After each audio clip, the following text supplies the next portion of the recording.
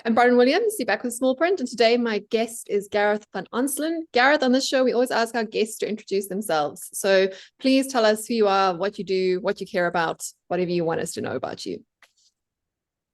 Not a very detailed description. My name's Gareth van Onselen. I'm the CEO of a market research company called Victory Research. I've had a long career in communications and political communications. Started out in the DA. In 2012, I worked for the Sunday Times as a senior reporter, then for the Institute of Race Relations. And then in 2019, I moved to Victory Research, which is what I've been doing ever since.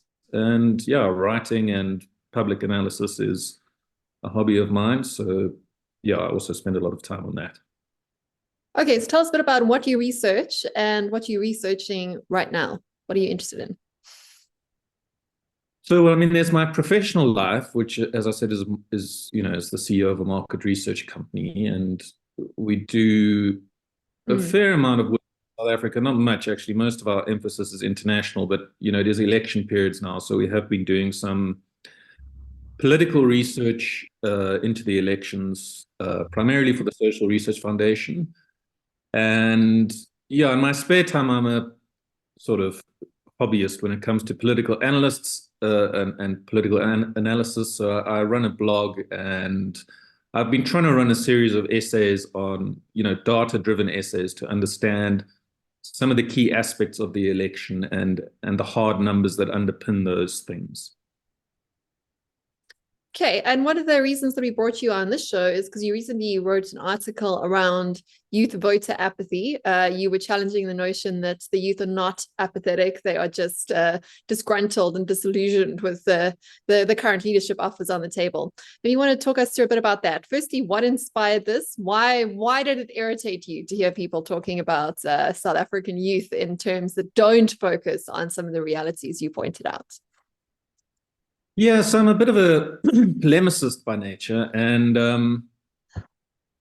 I kind of have a contrarian view to the zeitgeist, as it were. And the things that irritate me most are, these kind of unthinking, politically correct narratives on certain things that aren't underpinned by hard data and tend to overlook nuance and subtlety and complexity in the favor of, a kind of monodimensional view that's explains everything. And there's one of those narratives at the moment. I mean, there are many out there. One of them. Sorry. Oh, yes, many of those. Yes, and one of them concerns the youth, and it's a kind of popular narrative at the moment which says, and I don't know where it came from, but its fundamental point is that the youth is not apathetic. In other words, they're not lazy in any way or disengaged with politics. They are actually deeply invested in politics. And the problem is that they're disillusioned, and they're disillusioned because political parties are useless, and they don't speak to the youth, and they don't engage them on their terms. And that is the explanation for why the youth participate at such a low rate in politics.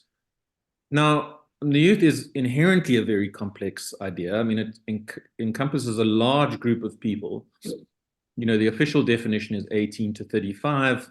The IEC has 3 reporting brands: 18, 19, 20 to 29, and 30 to 39, which is probably a bit broad.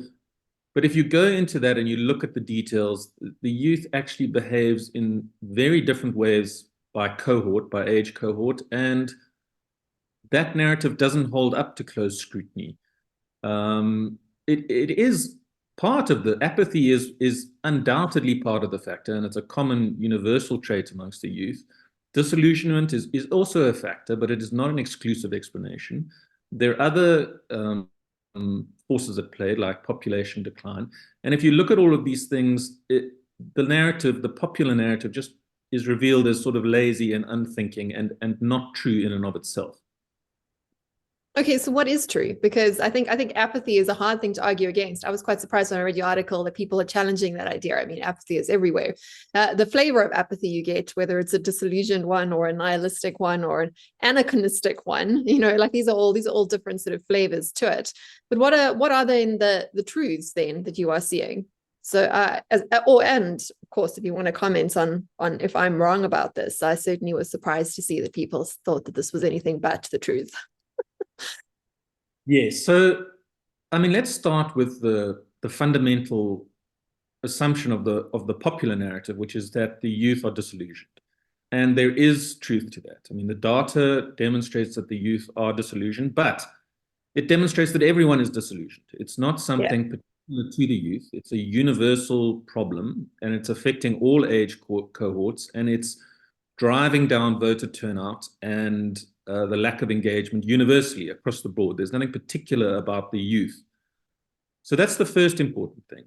The second important thing to understand is that, and this is evidenced by a wide range of data over many, many years, to the extent that it's not even worth setting out the fact it's so universally accepted, that youth apathy is a fundamental part of almost all democracies. The youth simply don't engage with politics to the same degree as older people do, and there are a number of reasons for that. I mean, one is age and maturity. You tend to only take politics seriously when it starts to impact on you. I mean, there's a famous cliche, until you start paying taxes, you won't take voting seriously. And there's some truth to that. Another one is that, by nature, the youth is not just disengaged in politics, it's disengaged in quite a lot of social activity. Not completely, they do partake, but usually those people that do partake in extracurricular politics are the same people who register to vote. They're not two different parts of the youth.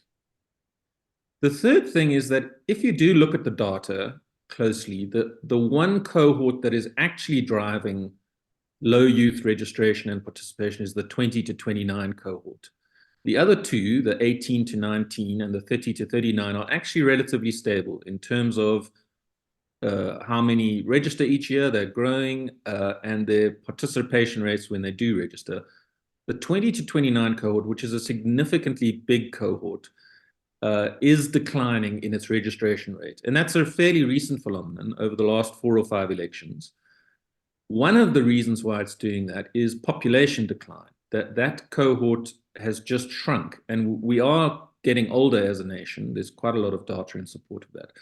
But that's never spoken of when it comes to analyzing why the youth are declining, and it is a serious contributing factor. The fourth key one, and the final one, is that the narrative that youth are otherwise engaged in politics, it's just formal politics that puts them off, political parties and stuff, is not true in South Africa. It's true in a lot of places in the world. But if you look at all the hard data, there's a lot of evidence to suggest that the rate at which the youth attends community meetings, attends protests, talks about politics is actually lower than its older cohorts. So combined, all of these explanations, don't explain the fact that it's political parties that are fundamentally and only to blame. I'm sure they have a role to play. They too can do better.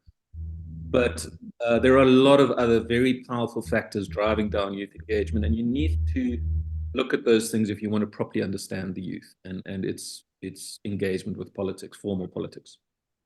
Before we get into some of those reasons that you have your eye on, or your hypothesis as to what's going on here, let's also talk about the small cohort that you look at in your recent research article that are politically engaged, and quite significantly so. So you've got the small percentage, I can't remember, something like 19% that are quite engaged. You can correct me on the numbers there, that are quite engaged and get involved with protests and extracurricular politics, as you put it. Can you tell us a bit about that? Because yes, they are small, but in cases where we have large amounts of voter apathy and low voter turnouts, that small engaged population is the one you have to focus on, because they're the ones that effectively have an outsized vote, because they're the only ones that are voting, essentially for the future. So I'm always very interested in the squeaky wheels, because those are the ones that get to drive history forward. And that engaged group, what do they look like? And what do they think about the future? Yes, so I mean that's a really important point. I mean, one of the things that also speaks against this kind of popular narrative is obviously the youth in its entirety is not entirely disengaged. 52% of all people between the age of 18 and 39 are registered to vote. So a small majority and a significant number of a very large cohort. And within that, I suspect, I mean, this is not something I've looked into in terms of the data, but I would suspect there's a strong overlap between extracurricular kind of political activity and those who are registered. In other words, they're probably the same people, more or less. And within that bubble, there are different, elements of the youth that behave in different ways. So, for example, the 18 to 19-year-old group turns out at an extraordinarily high rate when it does come to voting. Sort of 80 to 90%, way above the average. So, the excitement and enthusiasm that being a first-time voter generates in those people is disproportionate. It does have a big effect on their willingness to vote. It fades off after that, but that's one unique sort of subgroup, and the way it behaves is interesting. The other one is the student population. I mean, a lot of the evidence that is cited to supplement this popular narrative. Oh, look how the youth engage in protests and in service delivery protests and so on and so forth. Yeah, is massive, surely. Not really when you compare it to the bigger numbers. I mean, the student population, for example, which is a much more politicized subgroup of the youth, is around 1 million students in South Africa. And if you're very generous, you can say sort of 50,000 of them took part in the Fees Must Fall protest. And that was a very powerful protest that had a very powerful, impact on public policy and politics. But it's actually 50,000 of, 22 million is a tiny proportion, and it's not illustrative of a broad, engagement. So there are these subgroups within the youth that are very political and, do have an impact on politics when they put their mind to it. But there are a whole lot of other areas where there are profound issues affecting the youth, and they don't seem to mobilize in any formal way, unemployment being the key example. Okay. So now let's go back to your thoughts as to why the majority are not engaging in formal or informal channels when it comes to their own future and our collective future. What are the reasons that you think is behind this? If it's not just disillusionment and lack of leadership coming from above and from older generations. So, I mean, I think they're implicit to what we've discussed so far. Population decline is an important factor. General disillusionment, which affects the youth like everyone else, is a factor. The fading enthusiasm that a first-time vote has on people, which is linked to disillusionment in a certain number of ways. A general disinterest in politics, whether it's formal or informal. And that's, as with all things, not to say all youth are not disinterested in that, just a small proportion of the total population.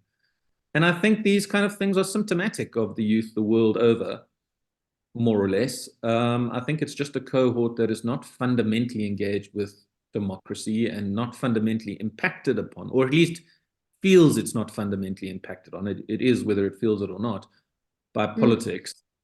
And its response is to opt out rather than or at least to opt out in significant numbers rather than to engage.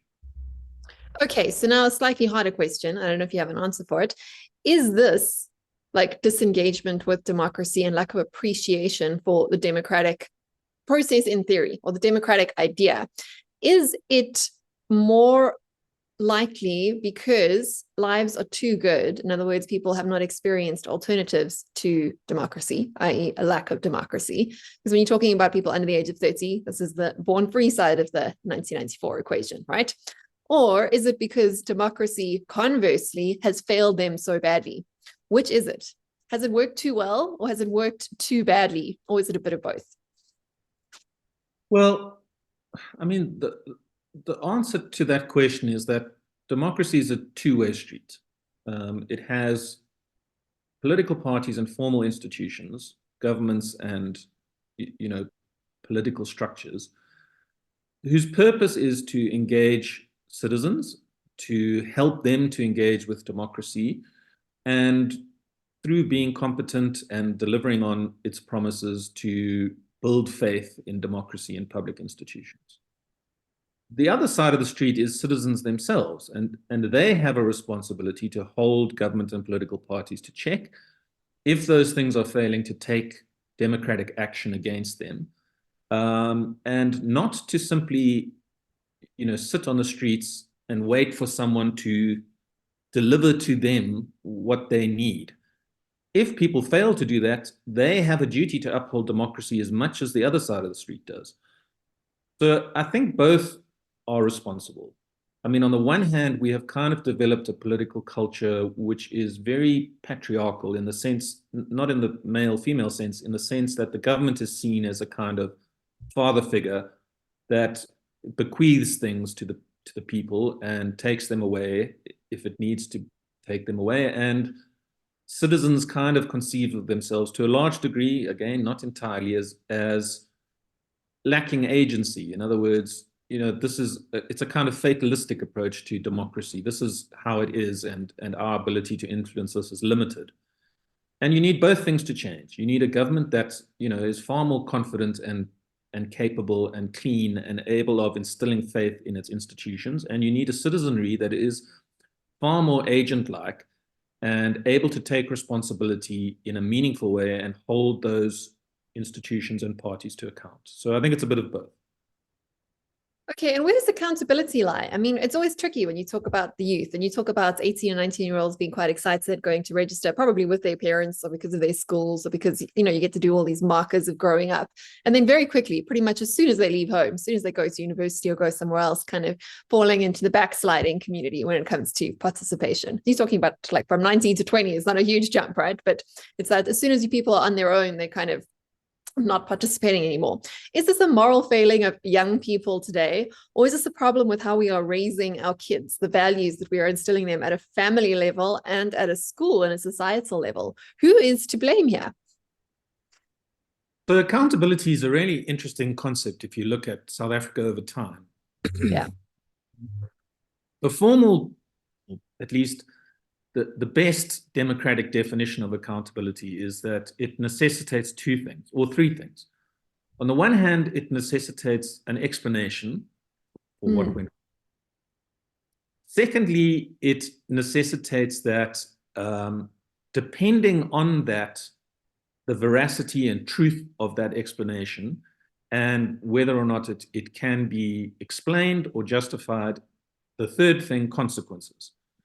And there must be a link between an explanation, the nature of that explanation, and the consequences that follow. And I think for the first 10 or 15 years in South Africa, there was no third element to accountability. It was just the public conception of it was an explanation is suitable. And there's a very good example of this. I mean, when we first had load shedding in 2007, Thabo Mbeki went before Parliament and explained there'd been a failure, the government was wrong, we didn't invest properly in electricity infrastructure, and this is now the consequence. And he had a press conference afterwards, and one of the journalists said to him, but where's the accountability? Who's going to be held to account? And Mbeki said, well, what are you talking about? I just accounted. And I think what has happened, and since then, and it's primarily due to the Zuma era, is the public is beginning to learn and starting to take very seriously the idea that there must be consequences as well as an explanation. And if the explanation is not suitable, people must be fired and held to account. So I think over a long period of time, and it takes a long period of time to instill democratic values, we are changing our understanding of accountability. And I think as far as the public appetite goes, it's headed in the right direction. We now do link far more accountability to consequences, and there is far more demand on it. It's not necessarily at the level it should be, but I think the trend is headed in the right direction. And the more that you do that, not just with accountability, but with other core democratic and constitutional principles, the better the public develops as an agent rather than just a victim. Okay, but now it gets more complicated when you're trying to figure out youth apathy in particular, because over time, society becomes morally habituated to less and less morality, right? And you're talking about a generation of people who have grown up with load shedding for their whole lives, right? This is now the water we swim in. It's not a surprise. It's not a disappointment. It's just, that's life. This is how long it's been going on for. This is not a small amount of time. We've become used to it. We've also become used to moral failings in our leaders, right? Like things that would have disqualified you from even being put on an electoral poster are now actually the most exciting reasons to vote for people. I mean, at least it makes them vaguely interesting to have a sort of sordid past. I know it's a terrible thing to say, but I mean, that's kind of the reality that we've got right now. When you talk about things like accountability, is this even a value that younger people care about? given that they are so habituated, and that's largely our fault as older people, and every generation that's gone before us that has allowed more and more moral failings to slip and less accountability to be normalized. Like, do they even care? Is that, I know it's something we should care about, but I'm not sure that that's a value that will get young people to participate in democracy at this point, if I've phrased that question correctly. Yes. So let me first of all not fall into the trap of becoming the very thing that I've criticized. I don't know in terms of hard data what the youth attitudes in particular are towards the idea of accountability. Or morality is broader than that, right? I mean, like, morality is now, we're post-moral society now, postmodern, post-moral. There are no absolute values and facts are personal. Like, this is the world we've grown young people up into, right? Might not be objectively true, but that is what society says is truth is variable, morals are subjective, values are up to you. Yes, well, it depends on, I mean, I think perspective has an important part to play in this. If you poll people about any moral question, for the most part, the vast majority of them come out on the right side of that moral question. The right side? Yes, not every issue. We have some, bizarre views on some things. But in general terms, if you say to people is, freedom of speech important, accountability, all the kind of core democratic indicators, they will say that they are critically important to a large degree. The problem is, and what you allude to is, I think, whether those things exist in society in real terms. In other words, you might well be on board freedom of speech, but the fact that it is limited to a certain degree in South Africa, and there are a lot of constraints on it and a lot of hostility towards it, means you kind of go along with the game, even if you believe morally it should be, better upheld and more widely distributed, because of these kind of politically correct pressures that are put on people. So people might believe that freedom of speech is important, but, and it goes to my earlier point, they don't really have the sense of agency to fully, take that up as an issue in society, and don't really want to. So I think it's not just an opting out of democracy, it's an opting out of an obligation to uphold the kind of moral principles that people hold in private. From my perspective, having done some research into the subject too, although much more on the sort of focus group side and less on the big data side, I do wonder whether, if we actually want to start looking at solutions in terms of getting people to participate in democracy rather than being sort of client citizens of a failed state, we have to kind of figure out what it is that people actually want. And we can say that people want morality and want values and want accountability, but that's much like marketers who do surveys with customers and say, will you pay more money for sustainable brands? And everybody says, yes, of course I will. But of course, no one does that when they actually get to the shop. What voters, and particularly young voters, are looking for is the big question, the what's in it for me? And the reason that I say that so specifically is that there's pretty good research that come out internationally, particularly among younger people, again, people under the age of 30, looking at the turn towards zero-sum thinking or adversarial kind of thinking. This idea that I can only get ahead if I drag you down, and you can only get ahead if you're stomping your boot on my face. And that meritocracy doesn't actually work. And the ideas of meritocracy and democracy and capitalism and all these things that we kind of built our societal values on, all very intertwined. And they all do rely on the fact that someone's individual efforts will help to improve their own future, right? That's kind of the social contract that democracy kind of promised. But other forms of government don't. Other forms of government don't make promises at all. And democracy itself, for most young South Africans who are un or underemployed, overeducated, underemployed, underpaid, undermotivated, all the rest of it, the big question we've got to answer is, what's in it for me?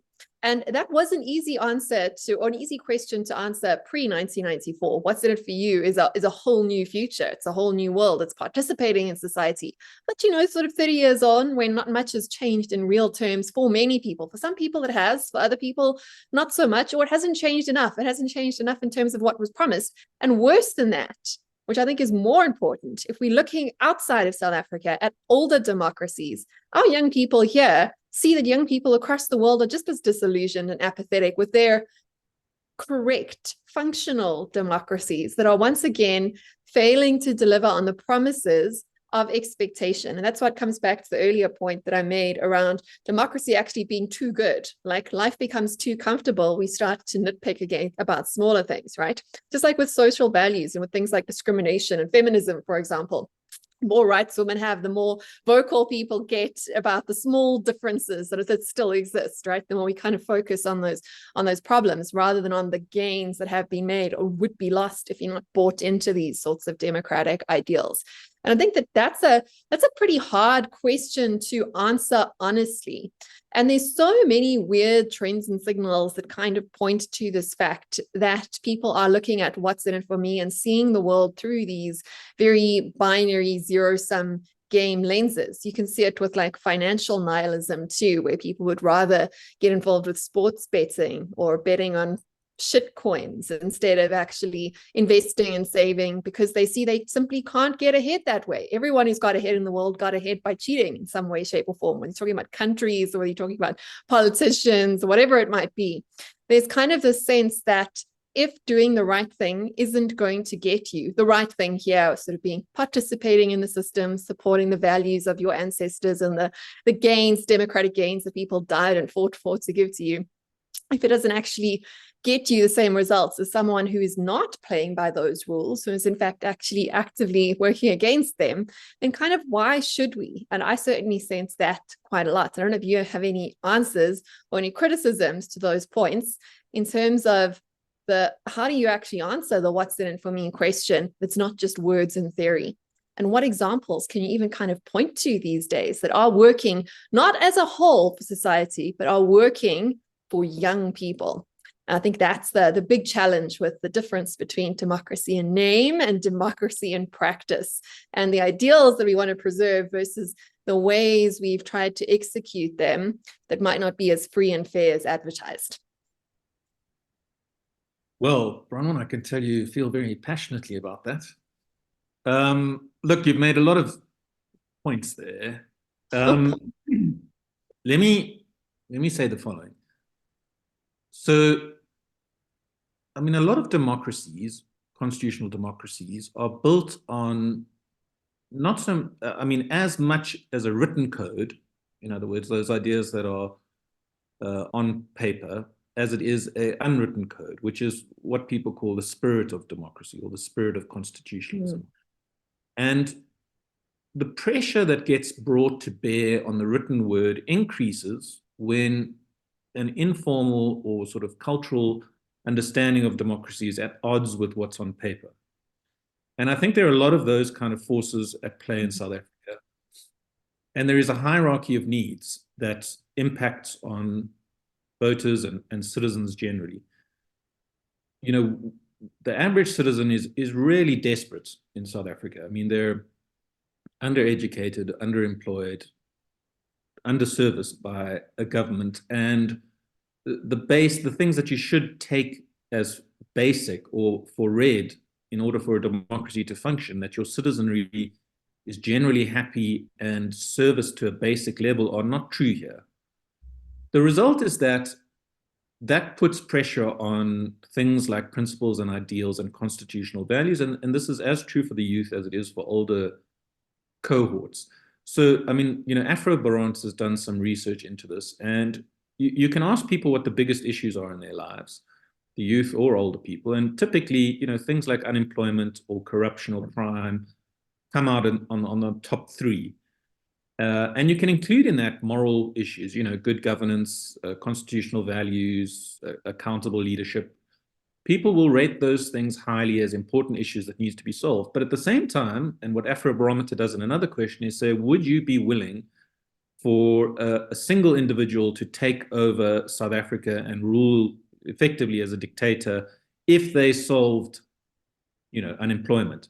And a significant number of people, I can't remember what the exact number is, but I mean, I think it's 20 to 30% of people, and the youth, specifically the youth, I think one of the highest cohorts in that regard, are on board that idea. And that's the hierarchy of needs. That's the desperation in South Africa impacting on people's values and principles. Because, as you said, sorry? I need to stop you there, because if that was the case, then youth voter apathy would be less so in some of the more comfortable parts of the world. But you see the same trends taking place. So you're a bit ahead there.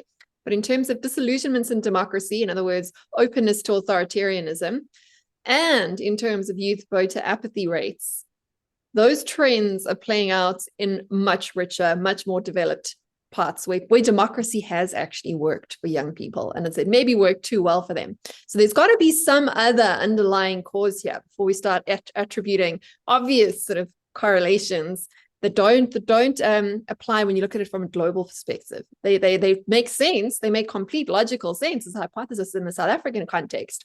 When you zoom out and see the same trends playing out where people are well fed, they have lazy jobs and they get paid, consulting salaries. Their lives are not that hard. Their biggest problems are not being able to afford both takeout and designer handbags, but they've got the same issues when it comes to actually seeing democracy working for them and seeing that their place in society is worth preserving through using their agency's vote. And that's what I find most disturbing about this topic here, that our situation can explain it away easily, but perhaps too easily. There might be something deeper going on.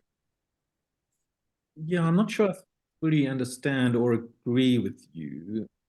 First of all, I think it's a mistake to say any one thing is driving a particular behavior in youth, as I said before. So, this, my hierarchy of needs theory is a universal one as far as South African citizens go. It's not applicable to everyone in the same way, but it's a general explanation for behavior. And I think it is a contributing factor to people's attitudes towards democracy and values and principles, that raw basic needs and desires, when put up against principles and values, will win every time. And I believe that's true.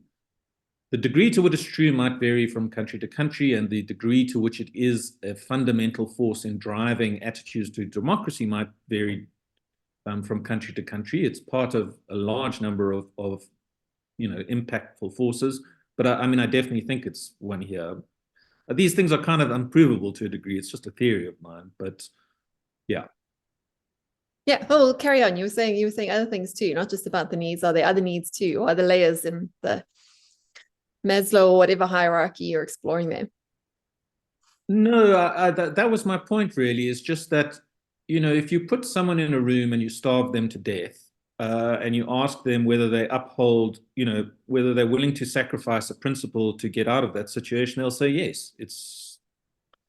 And that's a very extreme example, but it plays out on a number of different levels. It's very hard to uphold democratic and principled values when your basic needs are neglected. They will come stuff. And formal democracy relies on there being informal levels of satisfaction with these kind of basic needs and desires. The minute they're removed, values and principles become under threat. And that's why, populists and demagogues thrive throughout the world, because they offer monodimensional solutions, they play on prejudice, and they're willing to say, I will solve some fundamental base problem if you just let me get rid of these principles and values. And that's their great threat. And that's why desperate markets are most susceptible to, demagogues and populists. Yeah, that is the threat. The sort of the slight glimmer of good news in the South African context is that we don't have any actually popular populists. So that's both the threat and the opportunity for us and for wannabe demagogues and populists. Well, I think we've got a lot of demagogues and populists, just they're not very good. They're not very popular. It's like the sort of the prerequisite to being a populist is that people have to actually like you, and like you enough to go and vote for them, right? Which is that's the sort of the weird positive side effects of whatever's gone on in South Africa, the apathy that we have, right? That's one way to look at it.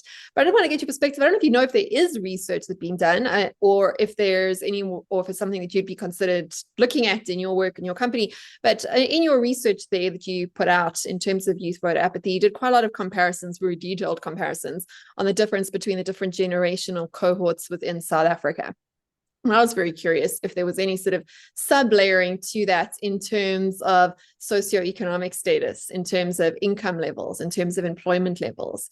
And are our employed classes and our educated classes more or less apathetic when it comes to voting?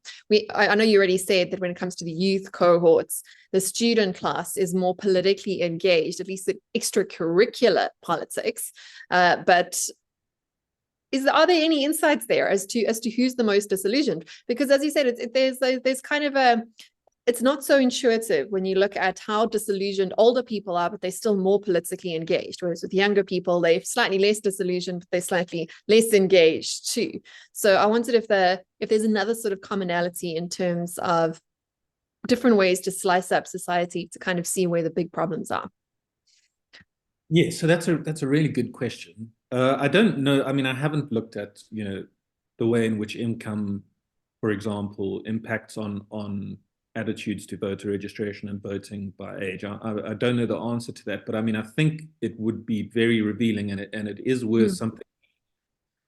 Also, I mean, another very interesting thing to look at is, the IEC bans for reporting on youth are mad. You can't have the bans that it has are just, they negate proper explanation. They're too broad, and you need to at least halve them so you have kind of 5-year cohorts, and you need to provide some additional data. It's just not helpful for analysis. But another thing that would be very helpful is to be able to determine at what age realistically people are becoming adults in South Africa. Because, if you look at what age people have their first child, what age people are getting married at, what age people first buy property at, I think you'll find that certainly with regards to childbirth, ours is a particularly low rate. People have children very young here, and that brings with it certain adult demands, whether you're young or old.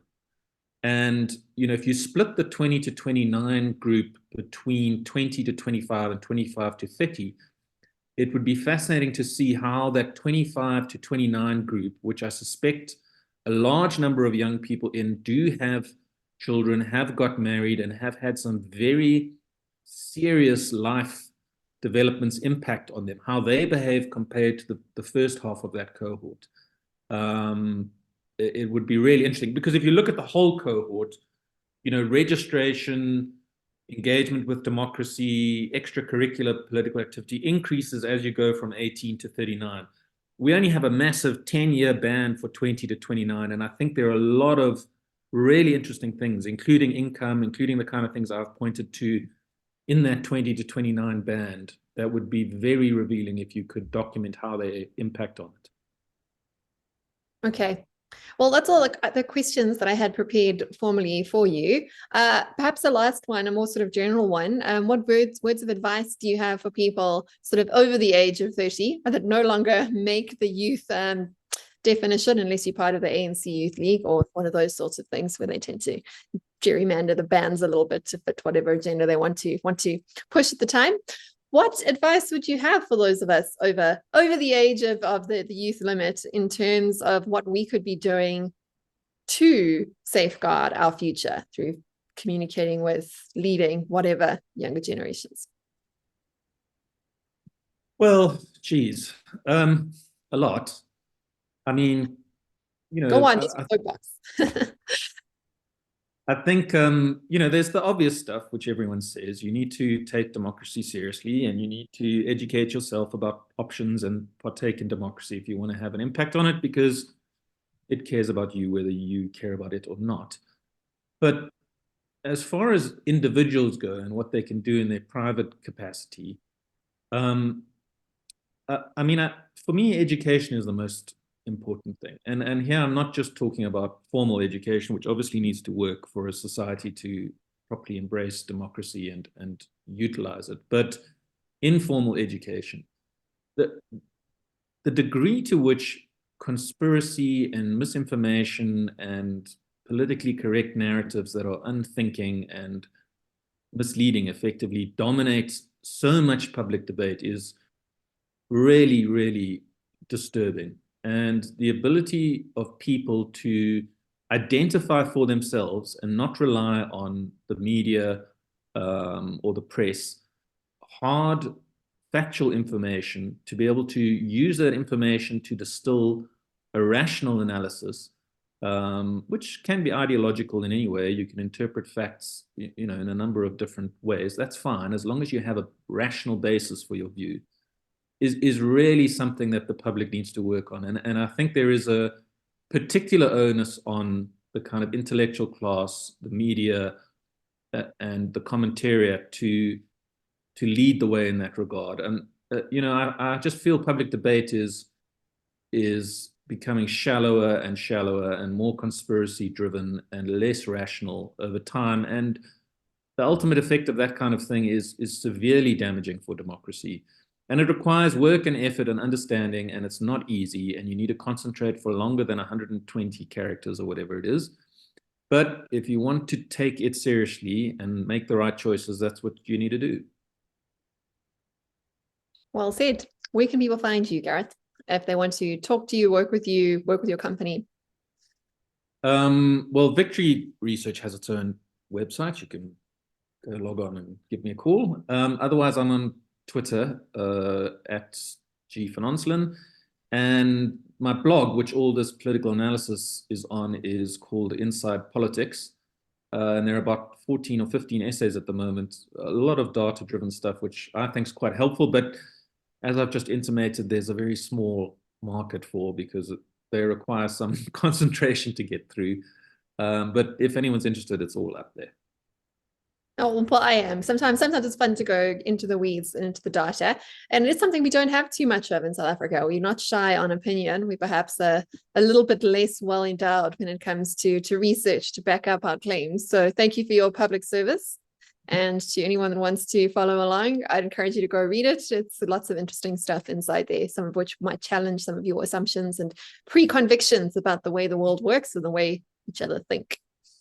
Thank you very much. Pleasure. Thank you very much, Bronwyn. That's right, I'm wearing red. I did that very deliberately to try and capture your attention instead of my usual black.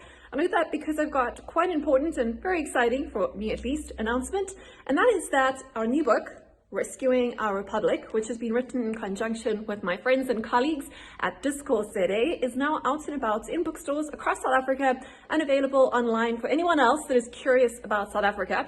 And as I've said before, as a futurist and a trained analyst and economist, I do think that South Africa is one of the clearest bellwethers as to where the weird Western world is headed.